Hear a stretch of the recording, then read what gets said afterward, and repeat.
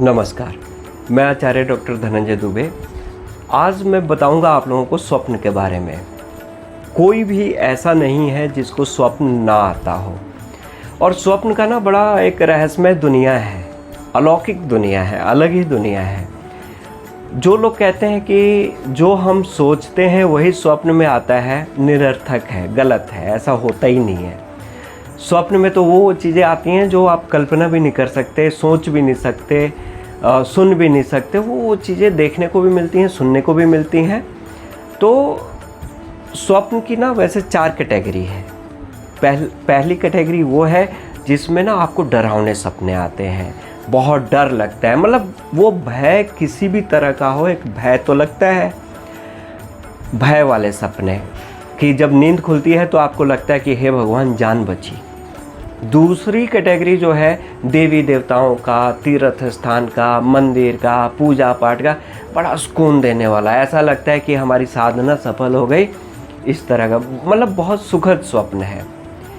तीसरा जो स्वप्न है, तीसरी कैटेगरी होती है मृत लोगों का, जो मर चुके हैं, जो इस दुनिया में नहीं है, जो हमारे पितृ हैं, वो लोग आते हैं सपने में। तो उनका स्वप्न में आने का मतलब कोई ना कोई संकेत होता है। और चौथी कैटेगरी है आपके दिनचर्या का। दिनचर्या का कैसे कि जो आपके दैनिक जीवन से जुड़ा हुआ हो। जैसे स्वप्न में देख रहे हैं कि आपके बॉस ने आपको मार के भगा दिया, आपको सस्पेंड कर दिया, आपकी नौकरी गई। परीक्षा दे रहे हैं तो पता चला कि फेल हो गए, पता चला कि परीक्षा लिख ही नहीं पाए, या एग्जामिनेशन हॉल पे पहुंच ही ना पाए, या आपकी बाइक ही पंचर हो गई, गाड़ी चोरी हो गई। मतलब जो दिनचर्या से जुड़ा हुआ जितना भी है, ये चौथे कैटेगरी में है। अब मैं बताऊंगा कि इसका निवारण क्या है। क्योंकि हर सपने का, अगर मान लीजिए कि आपको डरावने सपने आते हैं, किसी भी कारण आप डर गए, तो नकारात्मक शक्तियां प्रभावी हैं आपके ऊपर। और स्वप्न का जो रहस्य है, जो संबंध है, ये राहु ग्रह से ज्योतिष में माना गया है। क्योंकि राहु एक ठोस पिंड नहीं है, जिसके कारण राहु को एक क्लाउडी प्लैनेट बोला गया है। तो राहु वो ग्रह है कि चाहे तो क्या ना कर दें, और गुप्त चीज़ों के बारे में राहु बहुत मायने रखते हैं कि गुप्त विद्या हो, गुप्त दर्शन हो, मतलब वो चीज़ें जो हिडन हो वो राहु उजागर करते हैं। तो जो स्वप्न की कैटेगरी है, जो पहले स्वप्न की कैटेगरी है जिसमें डरावने होते हैं, उसमें राहु अगर अच्छे नहीं हैं तो मान के चलिए कि बहुत डरावने सपने आएंगे। और इन सब का उपाय मैं आपको अंत में बताऊंगा, क्योंकि डरने वाले से कैसे छुटकारा पाए। तो और दूसरे स्वप्न का जो हम बात करें कि बहुत ही सुखद अनुभूति होती है, देवी देवता, हमारे इष्ट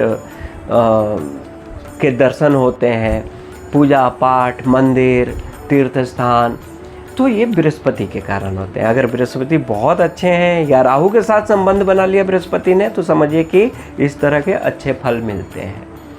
तीसरा जो स्वप्न है, ये मृत लोगों का, जो आपके पितृ हैं, स्वप्न में आए, ठीक है, और वो संकेत है कि जीवन में या तो कुछ अच्छा होगा या बुरा होगा। और आप देखिएगा कि प्राय जो मृत लोग होते हैं, जो पितृ लोग होते हैं, सपनों में बात नहीं करते, या ये जो भी बात करेंगे आपको ध्यान नहीं रहेगा, सुनाई नहीं देगा।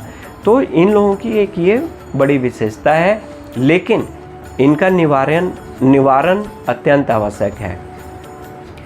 और जो चौथे कैटेगरी का सपना है कि भाई आपकी जॉब ही चली गई, ऑफिस गए तो धकिया दिए गए, एग्जामिनेशन हॉल में पहुंच ही नहीं पाए, या ट्रेन छूट गई, स्टेशन पहुंचे, बस नहीं मिली आपको, या जो काम करने जा रहे हैं वो पूरा ही नहीं हुआ, अड़ंगा लग गया। तो ये भी दैनिक जो शक्तियां हैं, नकारात्मक शक्तियां ही बोलेंगे इसको, प्रभावित करती हैं, जिसकी वजह से आपको अंदर एक भय होता है। और वो स्वप्न के माध्यम से ये भी संकेत है।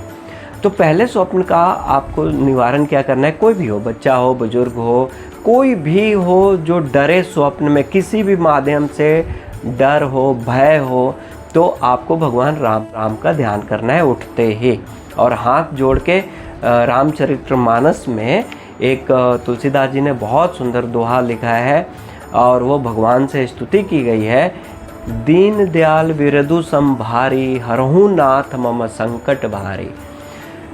ये इसका आप मन ही मन 3 बार भगवान राम का ध्यान करके पढ़ें और भगवान राम से निवेदन करें कि जो भी ये भय है ये ख़त्म करें, क्योंकि इस पृथ्वी के राजा हैं भगवान राम, वही भय को दूर कर सकते हैं।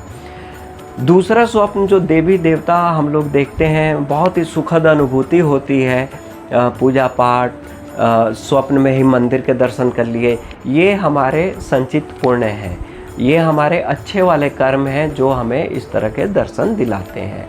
तो ये चीज़ें बनी रहे, इसके लिए आपको क्या करना है कि सुबह उठ के अपने इष्ट देव का ध्यान करके, पूजा पाठ करके, और एक जैसे घी का दीपक आप प्रज्वलित कीजिए अपने इष्ट के सामने या अपने मंदिर में। जिसको स्वप्न है वो करेगा, घी का दिया मिट्टी के दिए में प्रज्वलित करें, और साथ ही साथ, क्योंकि ये सुखद स्वप्न है, सुखद ख़त्म नहीं होना चाहिए, कभी भी सुख ख़त्म नहीं होना चाहिए, चाहे स्वप्न के माध्यम से ही क्यों ना हो। और साथ ही साथ मंदिर में घी का दान जरूर कर दीजिएगा, बड़ा लाभ होगा इसका। दूसरा, अब तीसरे पे आते हैं हमारे जो पितृ लोग हैं, ठीक है। तो पितृ लोग जब भी स्वप्न पितृ देखें तो विशेष तौर पे उसके बाद या तो अमावस आएगा या पूर्णिमा, जो भी अमावस आए तो भी, पूर्णिमा आए तो भी, आप लोग मंदिर में जाके उनके नाम से दान कर दीजिए, अन्न का दान कीजिए और पीपल के नीचे दीपक प्रज्वलित जरूर कर दीजिएगा। इससे लाभ मिलेगा, पितरों को शांति भी मिलती है, और साथ ही साथ कहीं ना कहीं वो जो भी संकेत देने आए हों वो जो बुरा होगा, जो भी मान लीजिए कि बुरा संकेत हो, बुरा नहीं होगा, और जो अच्छा होगा वो अच्छा होके रहेगा, ये कीजिएगा।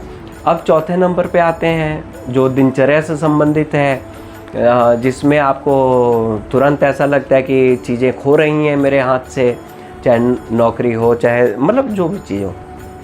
तो ऐसे सपने में आपको क्या करना है इसके निवारण के लिए कि आप अन्न का दान और साथ ही साथ घी का दान जरूर करेंगे, क्योंकि ये वो स्वप्न है कि ये भी आपको संकेत देता है आने वाले भविष्य का।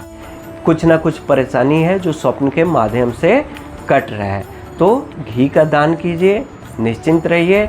और सोते समय स्वप्न, डरावने स्वप्न ना आए या स्वप्न ना आए, इसके लिए सोते समय दुर्गा जी का ध्यान कीजिए, और दुर्गा जी का कोई भी मंत्र याद हो आपको, दुर्गा सप्तशती में कोई भी मंत्र ले लीजिए दुर्गा जी का। मैं ये नहीं कहूँगा कि कोई विशेष, क्योंकि देवी के मंत्र में वो शक्ति है कि अनिष्ट से बचाता है। तो जैसा भी, चाहे वो मानसिक अनिष्ट हो चाहे शारीरिक अनिष्ट हो, तो दुर्गा जी का ध्यान कीजिए, इससे आपको काफ़ी लाभ मिलेगा।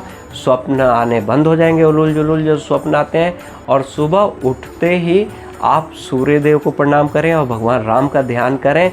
इससे क्या होगा कि अगर आपने बुरे स्वप्न देख भी लिए या अच्छे स्वप्न भी देखे हैं तो बुरा स्वप्न रुक जाएगा और अच्छा स्वप्न है वो फलित होगा। नमस्कार।